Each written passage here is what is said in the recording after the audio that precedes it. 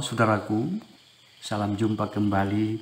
Pada saat ini kita akan merenungkan bersama-sama firman Tuhan.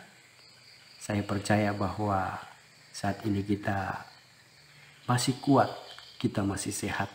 Itu semata-mata karena anugerah daripada Tuhan. Baik, kita akan merenungkan firman Tuhan yang saya telah pilih di dalam Injil Yohanes pada pasal yang ke-21, ayat yang pertama sampai pada ayat yang ke-6. Sebelumnya mari kita berdoa kepada Tuhan. Segala puji hormat hanya bagi nama-Mu ya Bapa, Allah yang kami sembah di dalam nama Tuhan Yesus. Saat ini kami bersyukur kepada Tuhan karena Engkau Allah yang baik, Allah yang senantiasa memberkati hidup kami. Sampai saat ini kami masih sehat, kami masih kuat. Itu semata-mata anugerah daripada Tuhan. Engkau Allah yang tidak pernah meninggalkan kami. Engkau senantiasa memberkati kami. Di saat ini kami akan merenungkan firman Tuhan. Biarlah Engkau urapi kami masing-masing. Firman mengubah hidup kami. Ada sukacita, ada damai sejahtera yang melimpah dalam hidup kami. Ketika dimanapun kami berada, kami menjadi berkat bagi banyak orang. Karena firman-Mu berkuasa dalam kehidupan kami. Berfirmanlah kepada kami ya Tuhan. Karena kami sudah siap mendengarkan firman-Mu. Dalam nama Tuhan Yesus kami berdoa. Amin. Saudaraku yang saya kasih dalam Tuhan, baik kita membaca firman Tuhan di dalam Yohanes pada pasal yang ke-21, ayat yang pertama sampai pada ayat yang ke-6. Yesus menampakkan diri kepada murid-muridnya di pantai Danau Tiberias. Kemudian Yesus menampakkan diri lagi kepada murid-muridnya di pantai Danau Tiberias. Dan ia menampakkan diri sebagai berikut.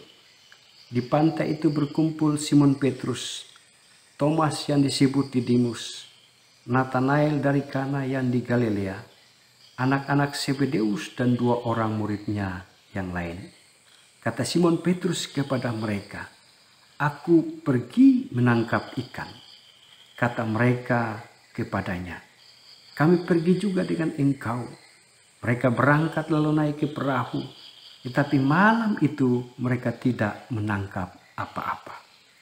Ketika hari mulai siang, Yesus berdiri di pantai, akan tetapi murid-murid itu tidak tahu bahwa itu adalah Yesus.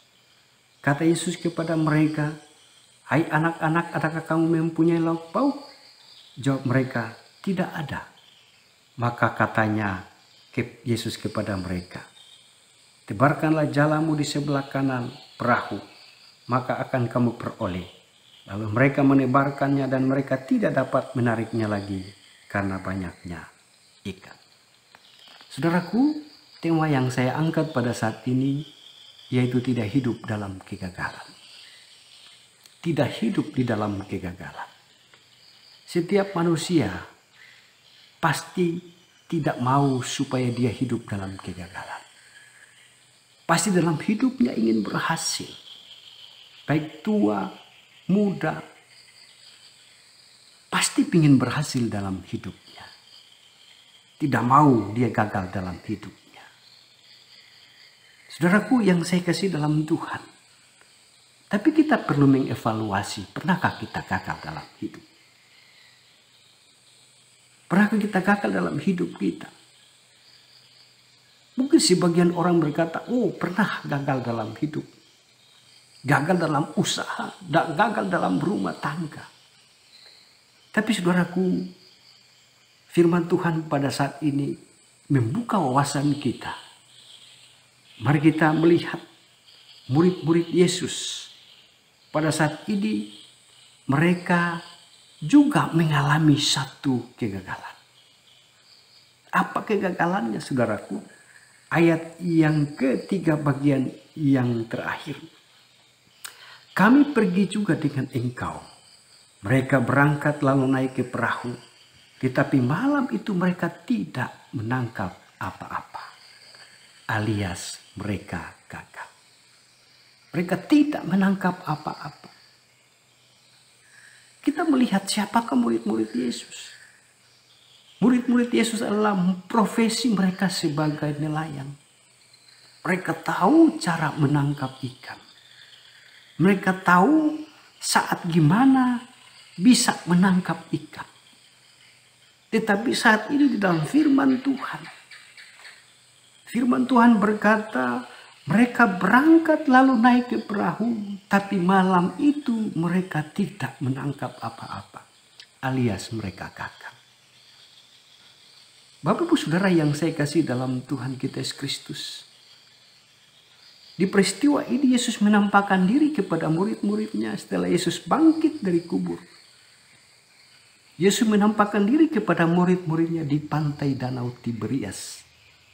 Yang ketiga kali Yesus menampakkan diri kepada murid-muridnya. Mereka gagal menangkap ikan. Mereka sudah berusaha, sudah mengeluarkan banyak tenaga. Mereka sudah berusaha, habis-habisan malam itu mereka berkorban waktu, mereka berkorban tenaga. Tetapi Alkitab mencatat malam itu mereka tidak menangkap apa-apa, alias mereka gagal. Saudaraku yang saya kasih dalam Tuhan, mungkin selama ini kita berusaha, tapi kita gagal. Ada apa dengan hidup kita? Tidak berhasil. Mari kita belajar bersama-sama. Kenapa sampai murid-murid ini gagal? Di ayat yang kedua, di pantai itu berkumpul Simon Petrus, Thomas yang disebut Didimus, Nathanael dari Kana yang di Galilea, anak-anak Zebedeus dan 2 orang muridnya yang lain.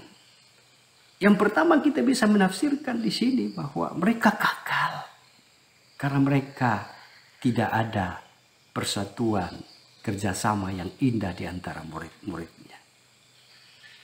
Berapa orang yang bersama-sama dengan Simon Petrus? Tidak lebih dari 10 orang.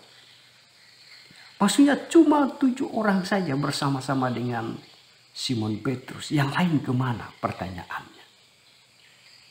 Ternyata saudaraku ketika Yesus ditangkap, murid-murid iman mereka mulai goyah.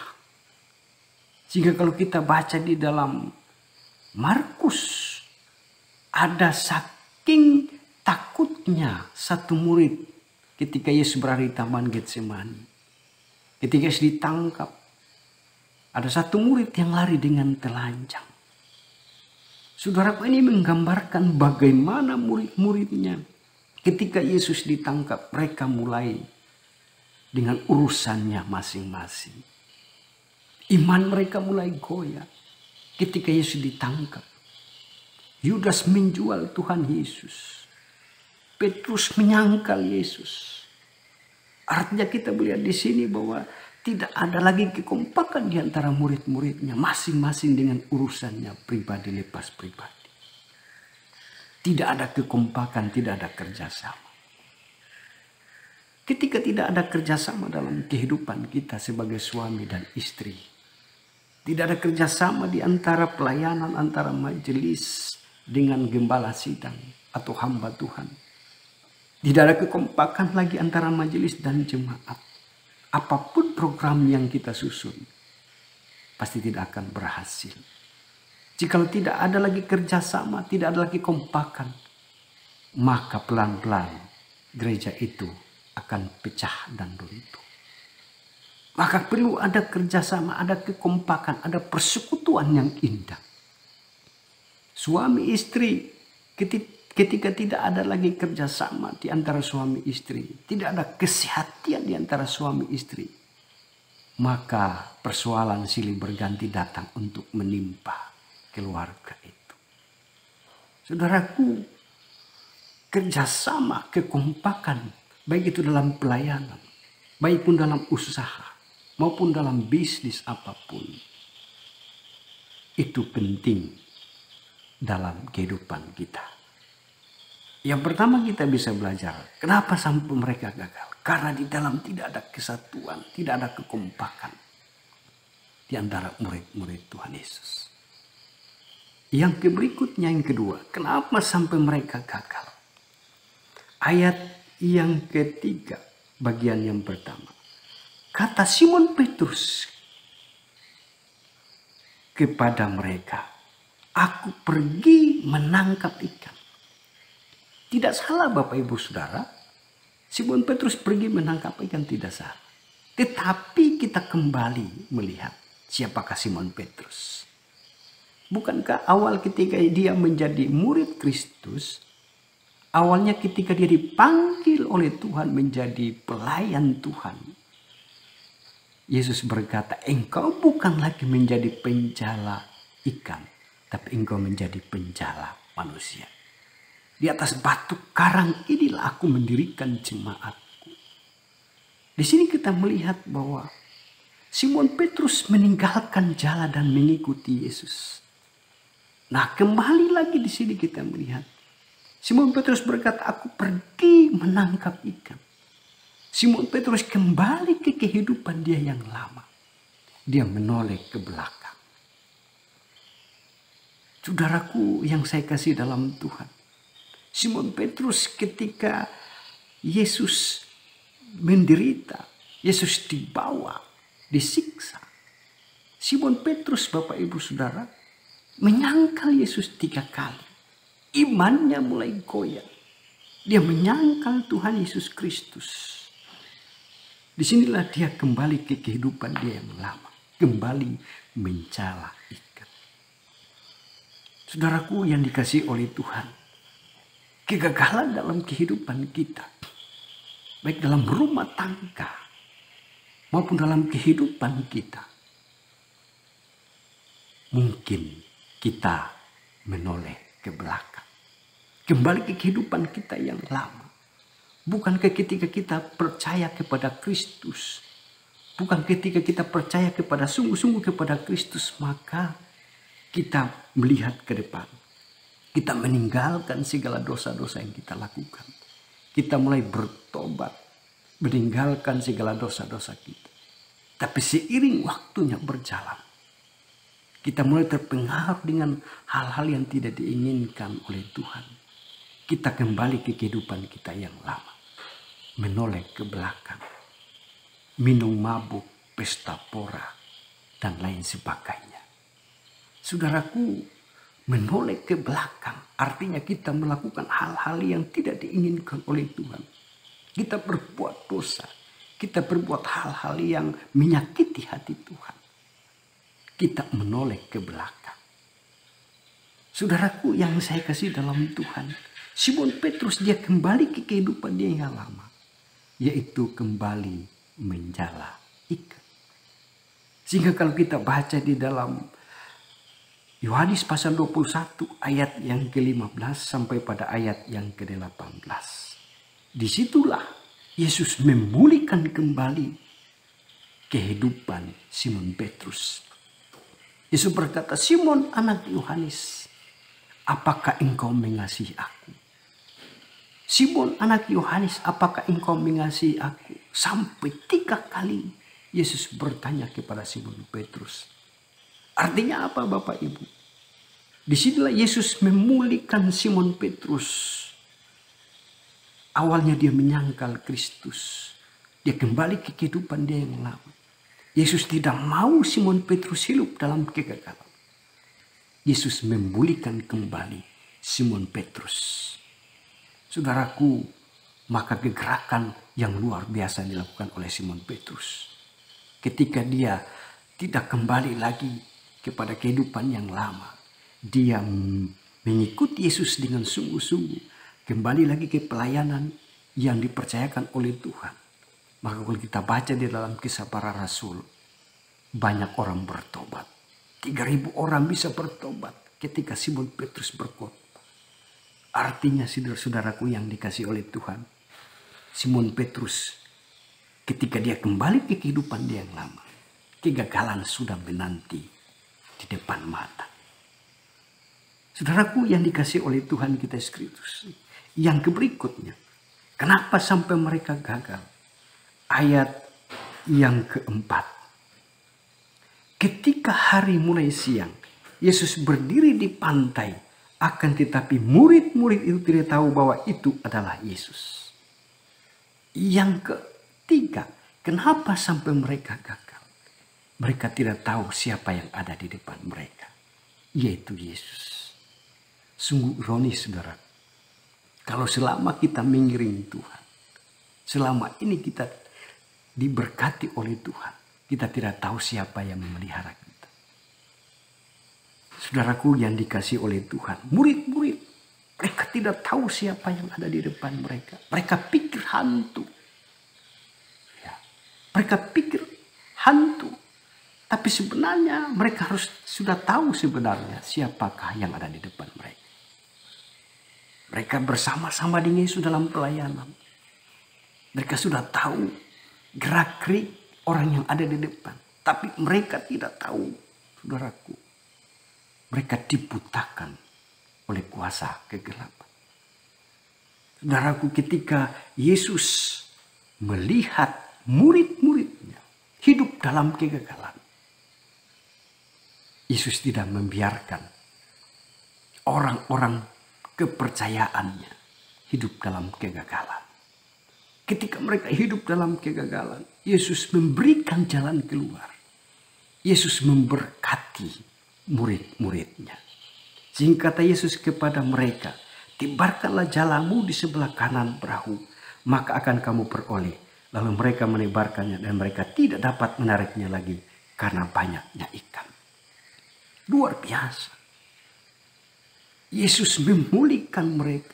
Yesus memberkati mereka. Ketika mereka bertemu dengan Yesus, maka kegagalan berubah menjadi keberhasilan.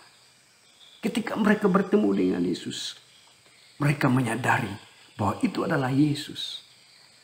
Maka kegagalan berubah menjadi keberhasilan, berkat yang melimpah. Saudaraku, bila firman Tuhan yang saya sampaikan, bila ini menjadi kekuatan bagi kita. Kita tidak hidup dalam kegagalan. Kita tidak hidup di dalam kegagalan. Tetapi di dalam Tuhan, kita diberkati oleh Tuhan. Ada satu statement berkata demikian. Seorang pemenang bukan tidak pernah gagal, tetapi tidak pernah menyerah. Mungkin pernah kita gagal, tapi kita bangkit kembali, melihat ke depan. Tuhan Yesus senantiasa memberkati kita sekalian. Mari kita tunduk kepala, kita berdoa. Terima kasih Tuhan buat firman Tuhan yang baru saja kami dengar bersama-sama. Biarlah firman ini mengubahkan hidup kami. Biarlah kami tidak hidup dalam kegagalan. Tetapi ketika kami bertemu dengan Tuhan, hidup kami diubahkan. Kami diberkati oleh Tuhan. Dan sungguh Tuhan tidak pernah meninggalkan kami. Terus menerus hidup dalam kegagalan. Tapi Tuhan memberikan jalan keluar bagi kami ketika kami hidup dalam kegagalan. Baik usaha kami, keluarga kami senantiasa diberkati oleh Tuhan. Amin.